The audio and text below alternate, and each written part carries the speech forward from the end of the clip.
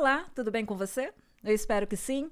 Vamos começar mais um Conecta Terceiro Setor, um espaço onde a gente aprende muito com os nossos convidados sobre o desenvolvimento institucional do nosso querido terceiro setor, que é formado por organizações, fundações, associações, movimentos sociais, enfim, todos aqueles que trabalham todos os dias para a construção de um Brasil melhor e de uma sociedade mais justa, mais fraterna, mais inclusiva. E, sempre lembrando, o Conecta Terceiro Setor é uma iniciativa da Fundação José de Paiva Neto. Vamos aprender juntos? Mas antes de nós começarmos a nossa entrevista, há um pedido já para te fazer. Compartilhe esse vídeo com toda a sua rede. Vamos aumentar essa corrente do bem para o fortalecimento do terceiro setor. Também dê o seu joinha, enfim, deixe o seu comentário aqui para que a gente possa espalhar ainda mais essa boa mensagem. Nossa convidada de hoje, Maiara, muito obrigada por estar aqui com a gente hoje. Eu que agradeço muito pelo convite, um prazer estar aqui. Que bom, prazer é nosso aqui. E o primeiro pedido que eu sempre faço para vocês que estão aqui nessa mesa é, por favor, se apresente à nossa audiência. Claro, eu sou a Maiara Cabeleira, formada em Ciências Sociais, bacharel e mestre pela PUC de São Paulo. É importante, acho que, contextualizar, né, que eu fiz uma transição de carreira, a gente estava conversando um pouquinho antes aqui nos bastidores, e é sempre importante, acho que, também colocar um pouco para o público de onde a gente vem e por que a gente chega onde a gente chega, né? Então, desde muito cedo, eu fui voluntária, então conheci o terceiro setor ainda muito jovem, de um lugar mais não profissional, talvez, né? Ainda menina, aprendendo a fazer. E fui muito pega, né? E fiquei muito encantada com o que era poder contribuir com um projeto que, à época, era próximo da minha casa e tinha alguns dilemas ali em relação às desigualdades sociais que eu enfrentava em relação ao bairro que eu morava e aonde o projeto executava suas atividades.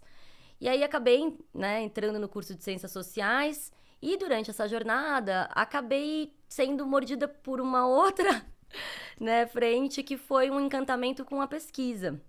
E aí fiz mestrado, acabei entendendo que meu ideal seria seguir uma carreira acadêmica, mas ao final do mestrado eu percebi que não, que eu sentia muita falta de algo mais mão na massa. E com maior respeito ao universo acadêmico e a importância que ele tem, mas naquele momento, para mim, ainda faltava algo mais prático e eu comecei a procurar oportunidades no terceiro setor, me tornei captadora de recursos e depois de algum tempo, né, experimentando essa frente, acabei migrando e hoje sou sócia diretora da Abraço Uma Causa, que é uma plataforma que mobiliza recursos de várias formas. E aí a gente vai falar um pouquinho sobre isso também. Vamos já começar falando isso e tem um spoiler para você que ficar até o final dessa nossa entrevista sobre um trabalho voluntário também, levando, né, que ela ainda se mantém voluntária para a Escola Aberta do Terceiro Setor. Mas só para você que ficar até o final e você vai saber daqui a pouco. Fale um pouquinho da Abraço Uma Causa, o que é e o que faz. Legal. Abraço Uma Causa é uma empresa de pequeno porte que foi criada e pensada para enfrentar um gargalo que a gente tem no setor, que é a jornada da destinação do imposto de renda da pessoa física para projetos sociais incentivados. Isso pode parecer um pouco, né, grego ou um pouco difícil para um público, algumas pessoas talvez já saibam o que é, mas a gente está dizendo que existe hoje um potencial para que as organizações sociais captem recursos por meio do imposto de renda da sociedade civil. Quem declara o imposto de renda na modalidade completa pode fazer essa destinação. Mas, respondendo mais objetivamente a pergunta, antes da gente entrar nessa especificidade, foi esse desafio que a Abraço Uma Causa resolveu criar uma solução para esse desafio, né? Então, a gente desenvolveu uma plataforma focada num olhar muito para quem vai doar, mas também para as instituições que vão fazer a gestão desse recurso, conseguir destravar esse potencial. Então, a plataforma foi lançada em 2017, com apoio inicialmente, né, quem apostou nessa plataforma foi o Instituto Votorantim, querendo escalar esse potencial para dentro das empresas do grupo. E desde então, a gente conseguiu colocar no mercado uma ferramenta muito acessível, muito democrática, não só para que as empresas façam essa mobilização, mas que as organizações também o façam. Então, hoje, a Abraço uma Causa é essa plataforma, mas ela também oferece outros serviços, porque a gente entendeu que uma vez que a jornada do IR começa, outras demandas passam a aparecer. O próprio trabalho voluntário, então hoje a gente tem uma frente de consultoria de voluntariado corporativo e também de doação comum, doação direta sem a dedução fiscal. Muitas empresas acabam nos contratando para que a gente gerencie recursos sem incentivo, focado para que pessoas que trabalham nessas empresas, né, o público funcionário e funcionárias, possam fazer doações comuns também. Então, doações temáticas, sazonais, mas sempre olhando para a recorrência e também para essa oportunidade que a gente tem do redirecionamento do imposto. Muitas vezes, acaba sendo uma porta de entrada para uma pessoa se engajar em outras atividades. Então, a Abraço uma Causa, ela olha para todas essas soluções e, por fim, a gente também vai oferecer um trabalho de comunicação, porque o grande desafio é comunicar isso, é a gente lidar com esse gargalo que a gente tem de conhecimento. Eu acho que antigamente a gente tinha dois gargalos, né? Tínhamos dois gargalos. Um que era a operação, a burocracia, esse está resolvido com a tecnologia, e o outro que é a sensibilização, a conscientização, o conhecimento, a comunicação. E para esse a gente também atua, né? Mas esse trabalho ele é mais colaborativo. A gente só consegue fazer usando um canal como esse que a gente está aqui e utilizando aí uma rede de parceiras, né, de parcerias diversas, para a gente poder falar um pouquinho sobre o que é esse trabalho. Legal. Vamos desmistificar e fazer um letramento? Sim. Imposto de renda, a declaração completa, certo? Uhum. Para o captador de recursos, para a captadora de recursos que está nos assistindo, em linhas gerais, como é o mecanismo de funcionamento? Legal. Mas voltado para a organização, claro, né? Voltado para a organização, claro. Bom, primeiro... Ih, caiu meu relógio, tá? Então tá tranquilo. Bom, o primeiro passo para as organizações é entender se elas estão habilitadas a captar esse recurso baseado em algumas normativas e documentação. Então, uma vez que sim, né, em passado essa barreira, que é a da burocracia, a instituição ela já tem um projeto incentivado, aprovado em lei. É importante a gente lembrar que a gente está falando aqui de 4 leis, né, principais. A Lei da Cultura, a Lei Federal da Cultura, que é a Rouanet, a Lei Federal do Esporte e as leis que se organizam nas instâncias municipais e estaduais do Fundo da Criança e do Adolescente e Fundos da Pessoa Idosa, tá? Então, organizações que tenham projetos aprovados já nessas leis, elas podem captar com empresas que estão no lucro real, que é a captação com pessoa jurídica. Mas poucas se dão conta que na mesma legislação é possível captar com pessoa física os 6% do IR devido. Tá? Então, para quem trabalha na captação, né, para quem representa essa pessoa dentro de uma instituição, o primeiro passo é: minha organização está habilitada? Sim, vamos elaborar um projeto, identificar qual é a lei que se habilita, homologar. Homologuei, meu projeto está aprovado, agora eu inicio a fase de captação. Há uma tendência a se concentrar energia e dedicação de trabalho na captação da pessoa jurídica, porque o ticket médio vai ser maior. Mas a gente não pode esquecer do potencial que tem na pessoa física, porque apesar do ticket ser menor, a gente tem muita gente que faz a declaração completa. E alguns estudos sinalizando potenciais entre 10 a 14 bilhões. Bilhões. De reais. Sim. E a gente acessa hoje aproximadamente 3% desse valor. Ou seja, tem muito espaço, né? Então, para quem trabalha com a captação, esse olhar estratégico fala-se muito da estratégia de captação pessoa física, no geral, da doação comum.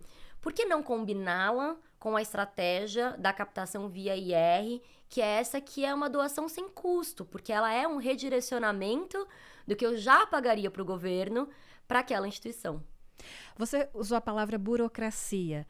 Eu posso substituí-la por governança, gestão, até mesmo compliance, mas que a organização esteja organizada, desculpa aí, para que antes ela possa fazer essa proposição de projetos? É necessária essa organização interna? Com certeza, Débora. E eu acho que essa sua pergunta e a sua colocação, ela tem muito consenso, né? Muito sentido mesmo. Porque a gente também tem, acho que, uma tradição no Brasil de entender processos de governança como burocráticos. E a palavra burocracia, ela traz um peso, às vezes, um pouco descompensado com o que é, de fato, uma operação. É importante que ela exista, né? É importante que ela exista por transparência, para que o recurso não seja desviado, para que os órgãos competentes façam as respectivas homologações para as entidades que realmente estejam habilitadas a captar esse recurso. Senão a gente poderia viver uma epidemia de gente captando o recurso, porque tem muito dinheiro disponível, sem necessariamente estar adequada à legislação. Mas também, quando eu falo muito em burocracia, eu acho que há um desafio da própria operacionalização desse tipo de captação. Que, de fato, há alguns anos, antes, por exemplo, da gente ter uma plataforma como a da Abraço Uma Causa, ou não só ela, equipes qualificadas e preparadas, dedicadas para fazer esse tipo de mobilização acontecer. Não precisa necessariamente usar uma plataforma, né? Você pode fazer isso de outras maneiras. Existia, de fato, uma burocracia no processo. E aí, quando você consegue organizar a casa para fazer isso melhor, é possível deixar que essa governança ela tenha uma funcionalidade mais harmônica, né? Menos burocrática, com menos etapas, sem perder o nível de transparência que a gente vai dar e de compliance, né, a todos esses processos, para focar a nossa energia na comunicação, na conversão, na sensibilização. Então, de fato, assim, são termos que nos acompanham e precisam nos acompanhar, mas sem que ele seja uma barreira, né? Eu acho que é um pouco esse o desafio. Porque você usou várias vezes a palavra comunicação. Também é importante para a captação via IR? Eu diria que ela é essencial, né? Sem uma equipe qualificada, né? Ou, por exemplo, a gente está olhando muito para essa pessoa que ocupa esse cargo na captação.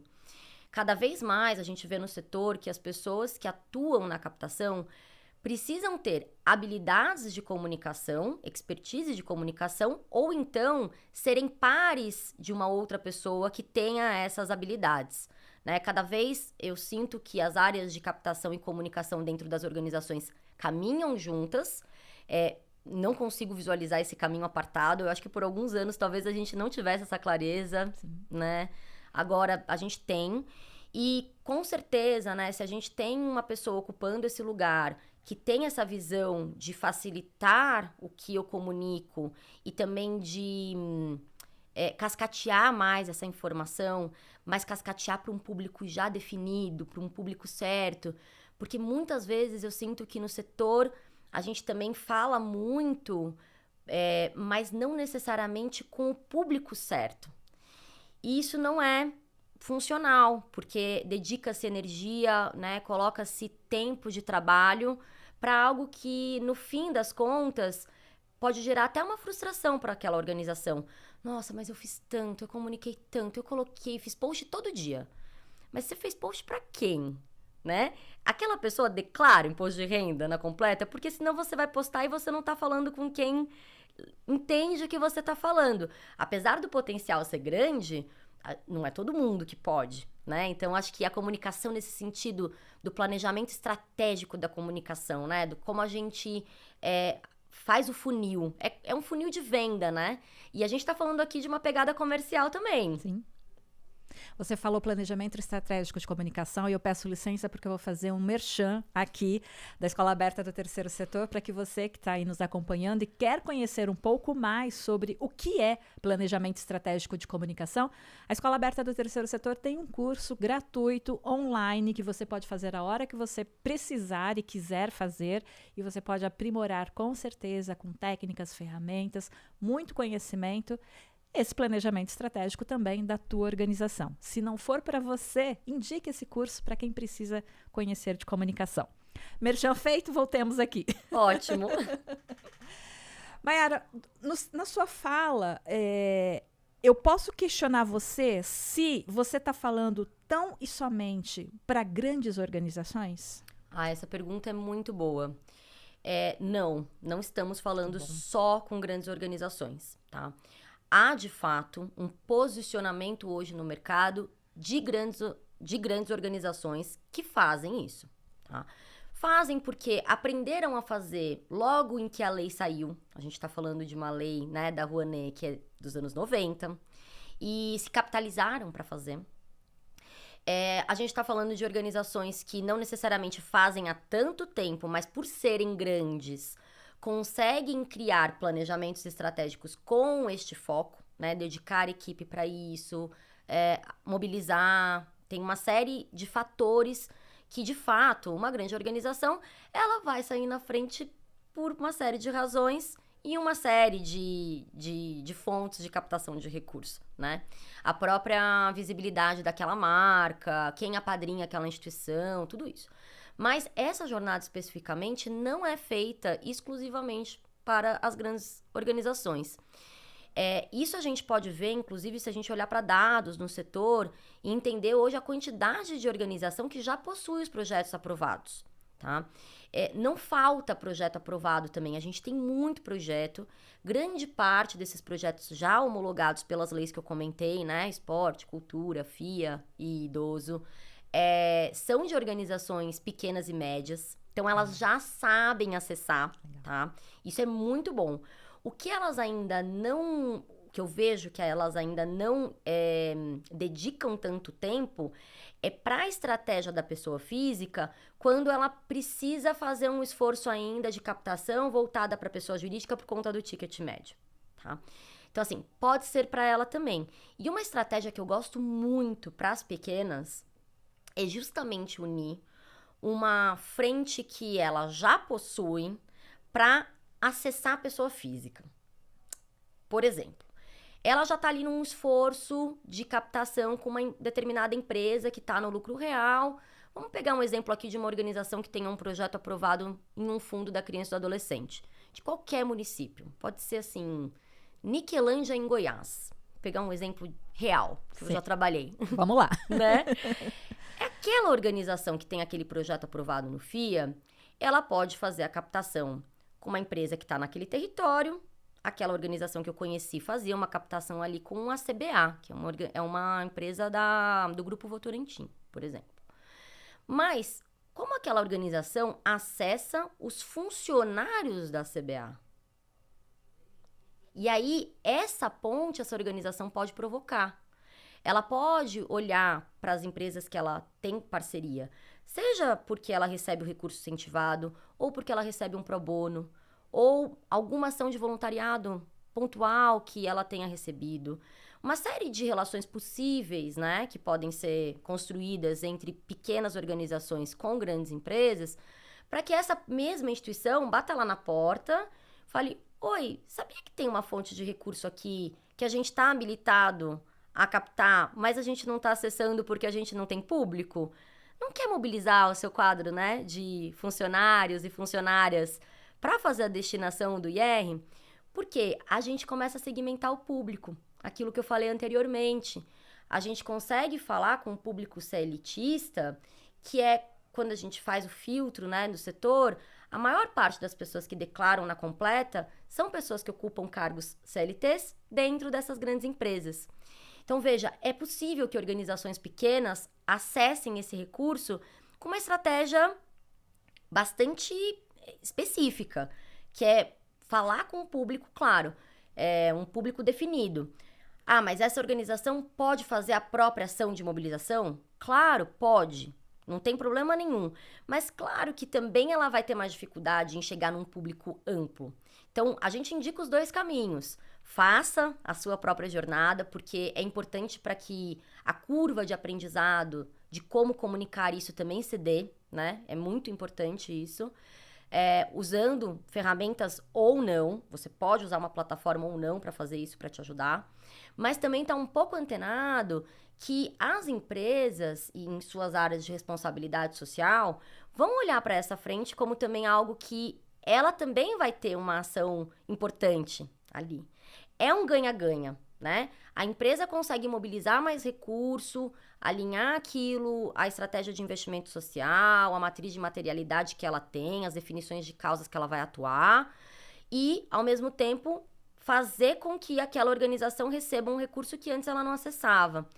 E a gente, historicamente, vê na Abraça uma Causa muitas instituições pequenas acessando por esse modelo. E é bem interessante, porque nesse caso em específico, a instituição não precisa fazer nada praticamente, né? Ela abre a porta, essa empresa precisa entender o que é, e depois todo o trabalho vai ser feito pela plataforma, com uma série de estratégias de comunicação para rodar internamente naquele ambiente. Então, sim, as organizações pequenas também podem acessar. E, de uma certa forma, a porta já está aberta, porque a instituição já chegou até a empresa, né? É um passo a mais que ela tem de dar para fazer essa captação junto à pessoa física, né? E qual seria, para além dessa conversa, né, com o gestor dessa organização, qual é o melhor argumento? Você falou, né, da responsabilidade social da empresa, mas agora, didaticamente, tal como uma aspas agora para quem está assistindo a gente, qual um argumento vencedor, digamos assim, para que esse captador, essa captadora possa usar também? Para o gestor da empresa. Da empresa, né? Eu acho que, assim, tem alguns argumentos, né? O que eu mais gosto, de fato, é olhar um pouco para as empresas que já têm uma ação responsável, né? Partindo um pouco desse filtro. Porque são empresas que já vão atuar no território de alguma forma, têm uma visão da importância do recurso, seja incentivado ou não incentivado, para aquele território. Quando você consegue chegar numa pessoa que ocupa, né, esse cargo de gestão dentro da empresa, eu falaria, né, se eu tivesse essa oportunidade, eu falaria assim, sabia que é possível? Não sei, não é, porque não é nem duplicar, né? É uma escala um pouco infinita.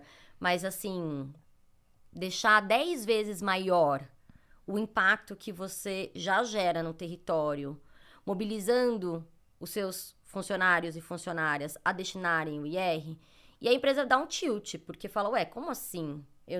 Não é uma coisa clara que elas têm. E aí você consegue mostrar isso em números, porque você consegue fazer um cálculo um pouco de padaria, que é quantos colaboradores temos?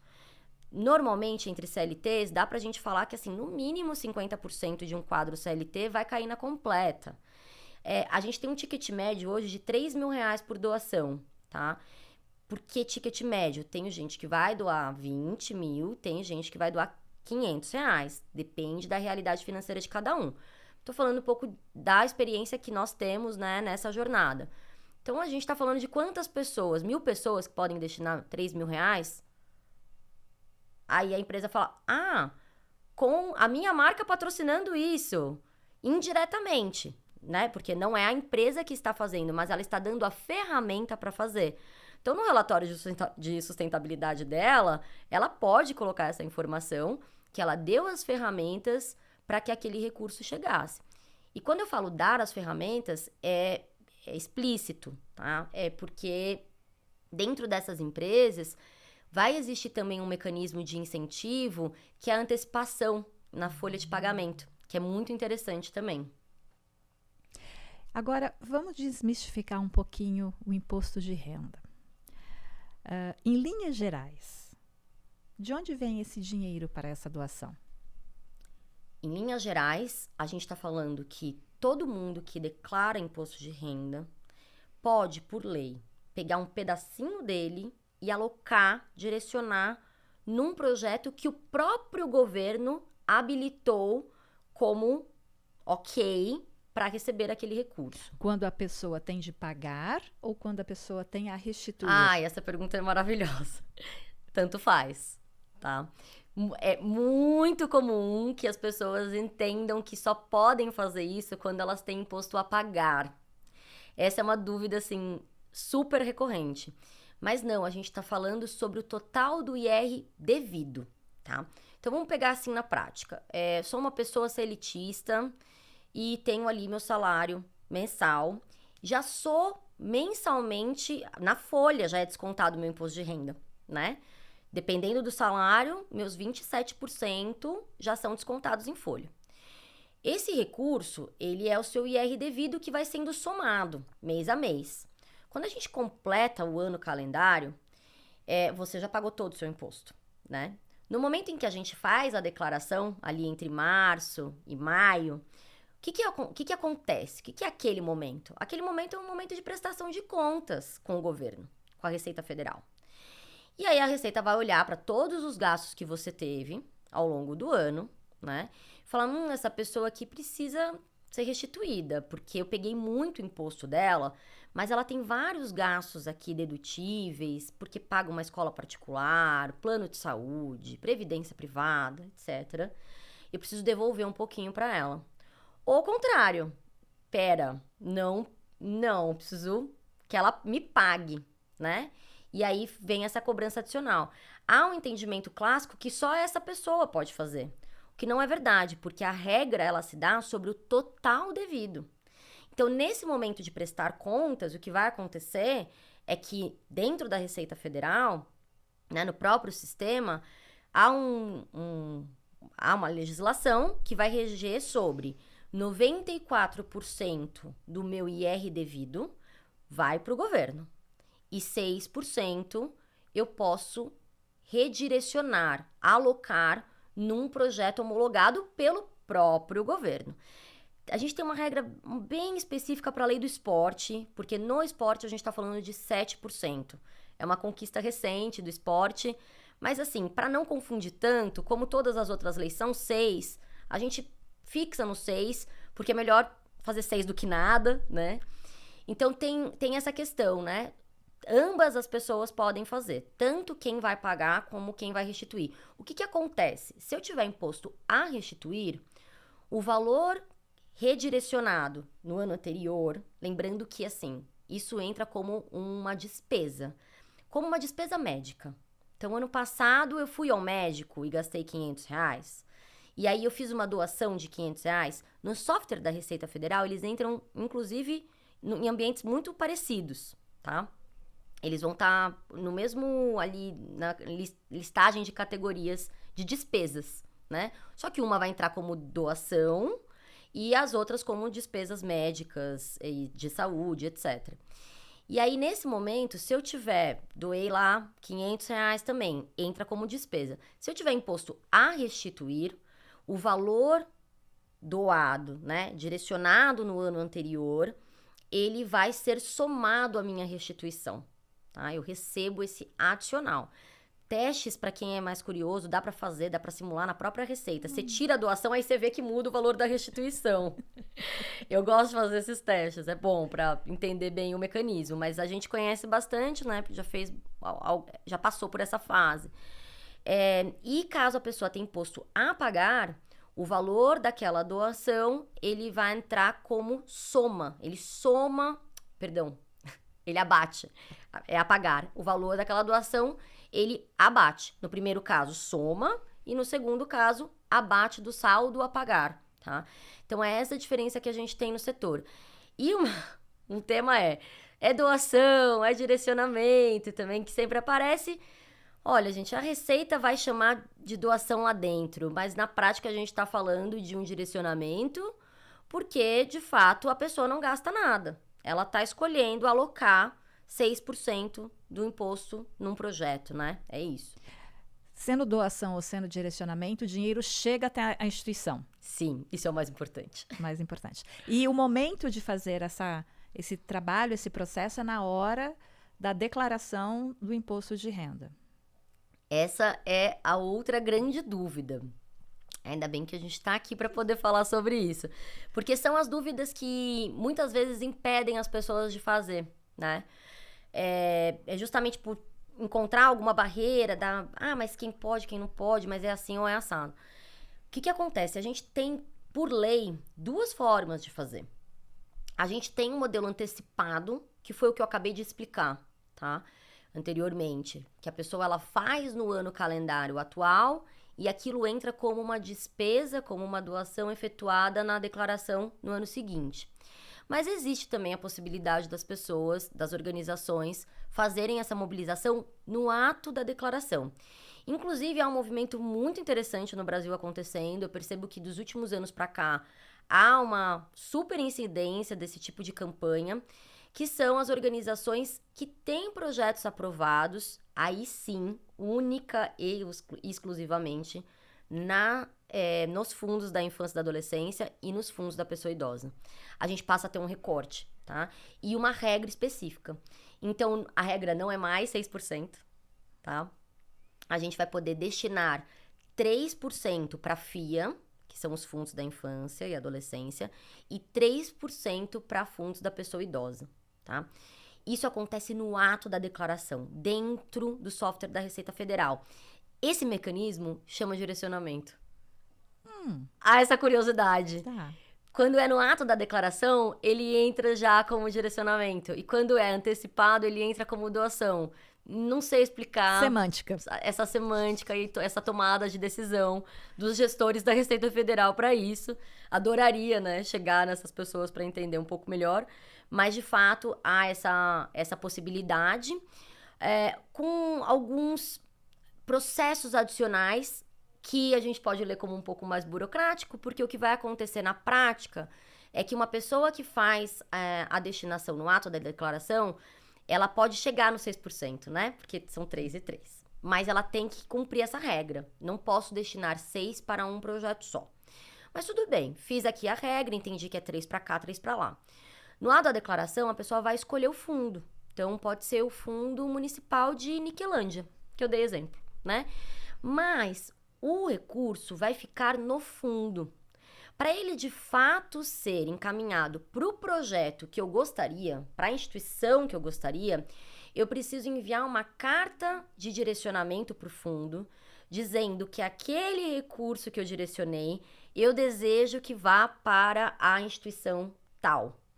Isso torna um pouco mais burocrático o processo, mas é possível fazer, muitas organizações fazem, inclusive coordenam isso e cuidam dessas cartas para que essas cartas cheguem aos fundos para poderem depois solicitar o recurso para o fundo. Tem uma etapa um pouco diferente, então essa organização vai ter que chegar lá no fundo e falar, olha, essa doação da Maiara, essa da Débora, fui eu que mobilizei. Olha aqui, tem uma carta delas falando que doaram para o fundo para que fosse direcionado para o meu projeto.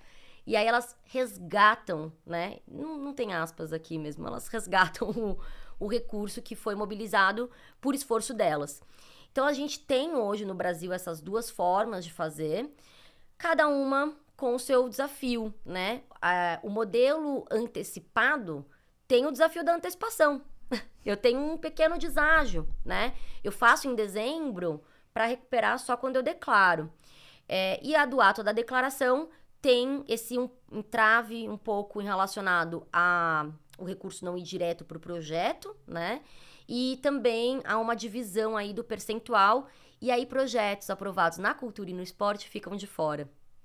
Mas, te ouvindo essa explicação, me leva a uma palavra a uma expressão que você usou anteriormente, que é planejamento estratégico.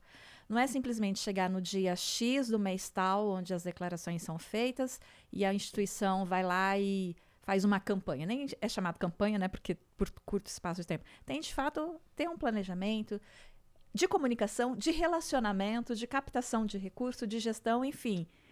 A instituição tem de estar preparada e tem de saber quais os desafios que ela vai enfrentar também para encontrar esse dinheiro ao longo do ano, certo? Perfeito. E nós conhecemos dentro desse grande portfólio de parceiros, né, de instituições parceiras dentro da Abraça uma Causa, nós conhecemos algumas organizações, uma específica que eu acho que tem feito um trabalho assim, de excelência, uma organização pequena, que entendeu o potencial. E ela faz 2 campanhas. Ela faz a antecipada e ela faz no ato da declaração. Porque se você tiver um bom planejamento estratégico e projetos aprovados em mais de uma lei, você pode fazer as 2 iniciativas. Essa organização especificamente, ela tem um projeto aprovado na Rouanet e no esporte, e ela tem projeto também aprovado no Fundo Estadual de São Paulo, que é o Condeca. O que ela faz? concentra esforços em dezembro para mobilizar os 6% para os projetos da cultura e do esporte, que é o modelo antecipado, né? Tenta mobilizar empresas parceiras para participar dessas campanhas corporativas, sobretudo as que antecipam o recurso, né? Quando a gente está falando em antecipar o recurso, é porque aquela empresa, ela coloca o dinheiro na frente e vai descontar na folha de pagamento daquela pessoa que doou só no ano seguinte, a partir de julho, agosto, setembro, tá? Isso é muito importante, porque isso muda o nível de engajamento, inclusive, das pessoas. Ah, que legal, minha empresa tá facilitando mesmo, né? Tá dando assim, tudo, a ferramenta e a antecipação. E ainda falando dessa mesma organização, ela faz isso, e aí chega aqui no momento da declaração, ela faz uma repescagem. Ela fala, agora eu vou focar em comunicar para o projeto que eu tenho aprovado no Condeca. E aí faz esse trabalho que é um pouco mais... Ele é mais manualizado, mas que ainda assim tem potencial. E aí soube recentemente que o resultado da campanha desse ano foi ótimo. Conseguiram uma captação que superou as expectativas. Mas muita comunicação. Muita. Bom, diante do que você está falando, um outro profissional também do terceiro setor que tem de fazer parte de todo esse processo é o profissional de contabilidade, certo? Com certeza. O que ele pode ajudar, no teu olhar, o gestor ou o captador, captadora de recursos, para depois a gente falar do outro projeto? Legal. As pessoas que atuam, né, em contabilidades no país possuem um grande ativo em mãos, porque muitas vezes são as responsáveis por, inclusive, decidir se aquele cliente, aquela cliente vai cair na completa ou na simplificada, porque muita gente larga a mão e acaba não fazendo, né, a própria declaração. Isso não necessariamente tem a ver com largar mão, mas também tem a ver com um pouco nossa cultura no geral, né? Na Abraça uma Causa, a gente tem tentado olhar, né, para esses profissionais como aliados, né? Como que a gente pode também oferecer uma ferramenta para que esse tipo de profissional consiga estimular seus respectivos clientes a direcionarem o IR. Então, a gente tem trabalhado numa solução focada na gestão disso e também como uma fonte de remuneração tal qual para uma pessoa captadora. E a gente tem, né, essa possibilidade de, com uma instituição específica, ter uma relação contratual que permita que a gente tenha mais de um profissional de captação envolvido em determinado projeto, e esses combinados vão ser feitos individualmente com cada organização. Mas hoje existe um sistema já preparado para esse público e que a gente tem uma vontade, uma intenção de realmente escalar e conseguir mostrar que tanto para quem trabalha, né, com esse ofício, existe essa possibilidade de uma fonte de remuneração adicional, quanto também, do lado das próprias organizações, ativarem as contabilidades que muitas vezes trabalham com elas, né? Para que elas também façam esse estímulo. Há no Brasil já muitas organizações que fazem essa mobilização com os escritórios parceiros. Então, tem várias formas de fazer isso, mas a gente tem desejado criar... Bom, o sistema já existe, a gente tem desejado conseguir escalar esse sistema para facilitar os usos de ambos os lados, né? A gente está falando aqui de uma oportunidade de trabalho e a gente está falando aqui também de uma oportunidade de captação de fonte de recursos para as organizações. E claro que nesse sentido, a gente não precisa ficar fechado só nas contabilidades. Mas, claro que a gente enxerga ali um grande potencial e uma porta de entrada bastante interessante. Conecta Terceiro Setor também é oportunidade de divulgação de trabalho. Aqui nós estamos conversando com o gestor da organização, com o profissional de captação de recursos, com o profissional de contabilidade, com o jurídico, enfim, todos aqueles que estão envolvidos diretamente na gestão, captação, com o comunicador. É só aprendizado e conhecimento aqui, especialmente para você que nos acompanha. No começo da nossa entrevista, eu falei que tinha um spoiler, né? E aí eu vou deixar para que você divulgue o spoiler, por favor, Mayara, para nossa audiência. Bom, estamos aqui na Escola Aberta do Terceiro Setor, também oferecendo um curso em 9 módulos, um curso com 1h30 de duração, focado exatamente nessa jornada que a gente conversou hoje. O curso se chama Destravando o Potencial do IRPF, que é o Imposto de Renda Pessoa Física, no Brasil. A gente vai falar um pouco sobre o potencial do setor, um pouco sobre os mecanismos, as leis, os entraves, as burocracias e governanças necessárias para o processo. E também, e sobretudo, destravar a comunicação, como que a gente conscientiza, como a gente engaja, como a gente tem, né, como a gente está fazendo. Acho que essa conversa aqui tangencia um pouquinho, né, o que tem lá no curso, mas lá a gente tem um pouquinho mais de tempo para aprofundar. Então, para quem trabalha no setor, enxerga isso como oportunidade para a própria organização ou como uma atividade, né, adicional ao que é oferecido, né, por um trabalho de captação. Hoje tem muitos profissionais independentes na captação que fazem esse, né, o buscar ativo de empresas, fazendo essa conexão, né, com projetos, porque também não ampliar esse horizonte para pessoas, né? Pessoas que a gente sabe que por alguma razão caia na completa, se eu não sei como é que eu crio, né, uma investigação para descobrir e direcionar o público. Então, o curso, lá a gente fala mais sobre tudo isso. Muito bom, muito bom. O endereço do site da plataforma da Escola Aberta do Terceiro Setor, www.escolaaberta3, o numeral, setor.org.br. Você não pode deixar de assistir esse curso, porque ele faz muito sentido para a oxigenação da captação de recursos de toda e qualquer organização, de todo e qualquer movimento social. Vai lá e faz a sua inscrição também. Maiara, estamos chegando ao final aqui da nossa entrevista, infelizmente, muito conhecimento, muita informação aqui, acho que a gente vai assistir 2, 3 vezes esse vídeo, esse Conecta Terceiro Setor.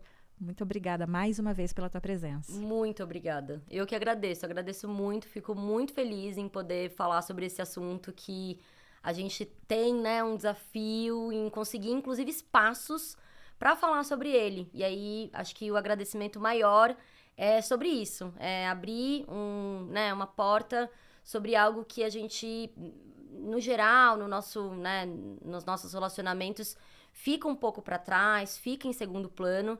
Então, estar aqui, né, nesse ambiente, falando com o público que é o público da Escola Aberta do Terceiro Setor, é fundamental. É, assim, super agradecimento mesmo. Obrigada. Obrigada a você pela generosidade de compartilhar seu conhecimento, por estar aqui. Convite renovado para que você volte, traga novas oportunidades, novidades também da área também para o nosso público. Obrigada. Obrigada.